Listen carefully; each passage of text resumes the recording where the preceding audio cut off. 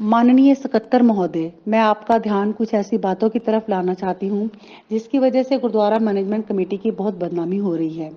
श्रोमणी gurdwara management committee के अधीन दिल्ली के Mata Sundari college for girls में कई ऐसी बातें हो रही हैं, जिसकी वजह से वहां पढ़ने वाली लड़कियां, पढ़ाने वाले अध्यापक, कार्य करने वाले कई कर्मचारी और अन्य स्टाफ बहुत परेशान हैं।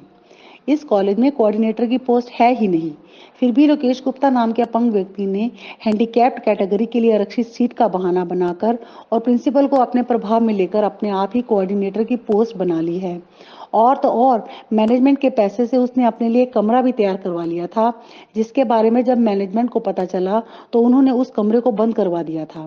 फिर भी ये महोदय किसी भी ऐसे कमरे में जाकर बैठ जाते हैं जहां पर एसी लगा है। वहां से ये अपनी मनमानियां करते रहते हैं और जो भी इनकी बात नहीं मानता उसे देख लेने की धमकी देते हैं। बात बात पर धमकाते हैं, यूनिवर्सिटी के रूल्स और रेगुलेशन का हवाला देते हैं, जबकि ये उन रूल्स को खुद भी फॉलो नहीं करते।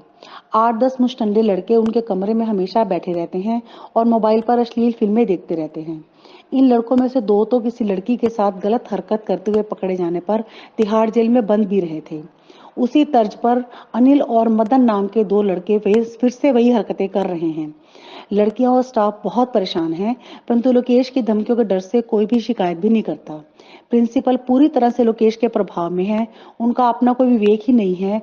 हर काम वे लोकेश की सलाह से करती हैं, जिससे लोकेश का वर्चस्व बढ़ता ही जा रहा है।